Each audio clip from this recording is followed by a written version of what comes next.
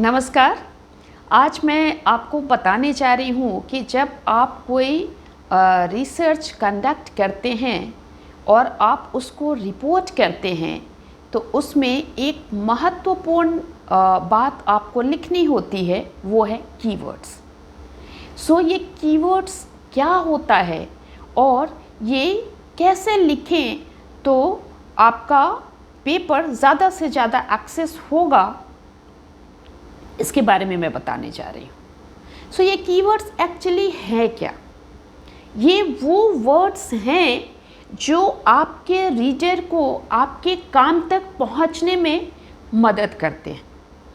क्योंकि कोई भी रिसर्चर, जब आपने भी स्टडी अपने कंडक्ट करने की प्लानिंग की होगी तो रेलिवेंट लिटरेचर को फाइंड आउट करने के लिए आपने अपने एरिया ऑफ रिसर्च के वर्क को फाइंड आउट करने के लिए नॉलेज डोमेन को एक्सेस किया होगा, डेटाबेसेस को एक्सेस किया होगा और वहाँ आपने सर्टेन कीवर्ड्स यूज़ किए होंगे, तभी आपको जो लिटरेचर मिले होंगे उसके बेसिस पे आपने अपना काम किया है।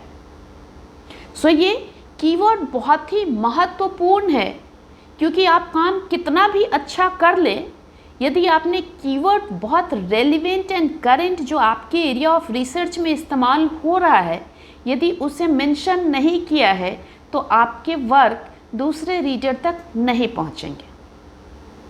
तो यहाँ पर मैं आपको बताऊं कि आखिर ये रेलिवेंट कीवर्ड्स लिखे कैसे। रेलिवेंट कीवर्ड्स को लिखने के लिए सबसे पहले तो मैं यहाँ मानकर चल रही हूँ कि चूँकि आपने अपनी स्टडी को कंडक्ट करने के लिए नॉलेज डोमेन को एक्सेस किया है, तो आपके एरिया ऑफ रिसर्च से रिलेटेड जो भी टर्म्स इस्तेमाल किए जा रहे हैं, जो भी कीवर्ड्स इस्तेमाल किए जा रहे हैं, उसके बारे में आपको जानकारी है और हम उन्हीं करेंट कीवर्ड्स को अपनी स्टडी में भी इस्तेमाल करते हैं, ताकि जो आपके रीडर्स और रिसर्चर्स हैं वो आपके काम तक पहुंच पाए। लेकिन यहाँ पर लिखते समय हमें किन बातों का ध्यान रखना चाहिए? कीवर्ड्स कहाँ से निकल कर आते हैं, क्या कीवर्ड्स लिखा जाए? तो यहाँ पर हम मेनली 4 बातों का ध्यान रखेंगे। जिन वेरिएबल्स को आपने स्टडी किया है उससे कीवर्ड्स निकलते हैं, जैसे social media and health awareness. और यहाँ पर सोशल मीडिया एक वेरिएबल है जिसको आपने स्टडी किया है, आप उसको मेंशन कर सकते हैं। हेल्थ अवेयरनेस दूसरा वेरिएबल है जिसको आप मेंशन कर सकते हैं कीवर्ड में। ऐसे ही एक और एग्जांपल लेते हैं, online health services and online health empowerment. जो हेल्थ सर्विसेज ऑनलाइन में प्रोवाइड किया जा रहा है, क्या वो उसके जो एक्सेस कर रहे हैं उसे, उनको हेल्थ के फ्रंट पे एम्पावर कर रहा है क्या? तो यहाँ पर 2 वेरिएबल्स हमने स्टडी की, ऑनलाइन हेल्थ सर्विसेज, इसको हम मेंशन कर सकते हैं कीवर्ड के तौर पर, और ऑनलाइन हेल्थ एम्पावरमेंट। ऐसे ही यदि आपके यूट्यूब से रिलेटेड स्टडी है, यूट्यूब आप लिख सकते हैं। आप सोशल मीडिया इसके लिए लिख सकते हैं, जो कि आज की डेट में लिखा जा रहा है, इस्तेमाल हो रहा है। वीडियो शेयरिंग प्लेटफॉर्म लिख सकते हैं। ऐसे ही यदि फेसबुक से रिलेटेड स्टडी है, आप यहाँ पर फेसबुक यूज़ कर सकते हैं कीवर्ड के तौर पर। सोशल नेटवर्किंग साइट इस्तेमाल कर सकते हैं कीवर्ड के तौर पर। ऐसे ही एक और एग्जाम्पल लेते हैं, media exposure and health awareness. यहाँ पर मीडिया एक्सपोजर एक वेरिएबल है जिसको हम मेंशन कर सकते हैं कीवर्ड के तौर पर, एंड हेल्थ अवेयरनेस दूसरा टर्म है जिसको इस्तेमाल किया जा सकता है। इस तरीके से जो भी variables, film studies, Bollywood film आपका वेरिएबल है जिसको आपने स्टडी किया हुआ है, आप उसको वहाँ पर कीवर्ड के तौर पर मेंशन कर सकते हैं अपनी स्टडी में।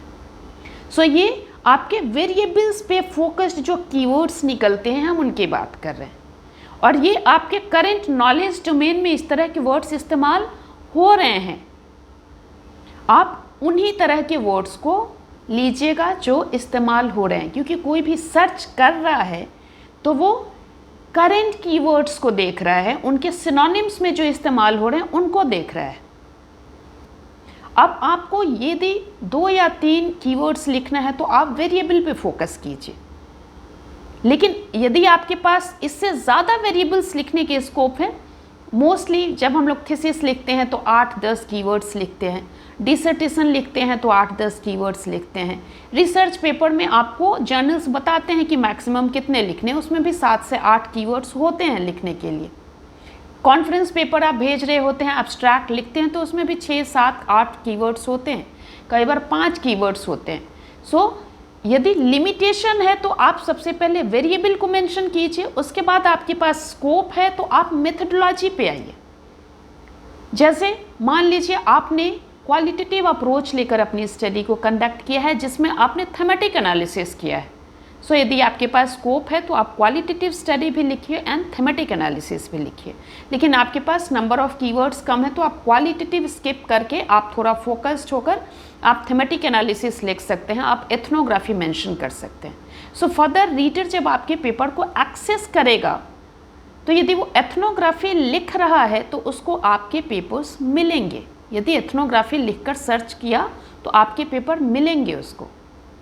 ऐसे ही यदि क्वांटिटेटिव स्टडी में आपने क्रॉस सेक्शनल स्टडी कंडक्ट किया है क्वेश्चनर यूज करके, so here I am going to write cross sectional study. यदि आपके पास ज़्यादा कीवर्ड्स लिखने के स्कोप हैं तो पहले आप लिखिए क्वांटिटेटिव स्टडी, फिर आप लिखिए क्रॉस सेक्शनल स्टडी। ऐसे ही यदि आपके पास आपने मिक्स मेथड स्टडी कंडक्ट किया है तो आप मिक्स मेथड में लिख सकते हैं एक्सप्लोरेटरी सिक्वेंशियल मिक्स मेथड या एक्सप्लानेटरी सिक्वेंशियल मिक्स्ड मेथड, जो भी आपने इस्तेमाल किया है अकॉर्डिंगली आप यहाँ मेंशन कर सकते हैं। इसके बाद भी यदि आपके पास गुंजाइश है कि कीवर्ड्स लिख सकते हैं, मान लीजिए 2 या 3 वेरिएबल्स का नाम लिखा, उसके बाद 1 या 2 आपने मेथडोलॉजी से रिलेटेड कीवर्ड्स लिख दिए, 5 लिख दिए, इसके बाद भी आपके पास स्कोप है कि 3 या 4 कीवर्ड्स लिखे जा सकते हैं, तो आप यहाँ पर फोकस कीजिए सैम्पल के ऊपर। हम अपने सैम्पल को भी कीवर्ड्स में मेंशन करते हैं, जैसे रूरल वुमन, जैसे रूरल यूथ, जैसे इंडियन वुमन। आपने जो स्टडी की है पॉपुलेशन इंडियन वुमन है और उससे आपने सैम्पल को लिया है, सो यहाँ पर हम मेंशन कर सकते हैं इंडियन वुमन। रूरल एरियाज़ में जाकर स्टडी कंडक्ट की गई है यूथ के ऊपर, तो हम लिख सकते हैं कि एक कीवर्ड के तौर पर मेंशन कर सकते हैं रूरल वुमन या रूरल यूथ को। इसके बाद एक आध वर्ड और कीवर्ड और लिखने की गुंजाइश है तो हम अपने थ्योरेटिकल अप्रोच को मेंशन करते हैं। सपोज़ आपने सोशल नेटवर्किंग थ्योरीज यूज़ किया है अपनी स्टडी को कंडक्ट करने के लिए, सो यहाँ पर हम इस थ्योरी का नाम मेंशन कर सकते हैं, सोशल नेटवर्किंग थ्योरी और सोशल कॉग्निशन थ्योरी और stand point theory, so that name of the theory can be mentioned. So इस तरीके से आपका पेपर जो है एक्सेसिबल होगा।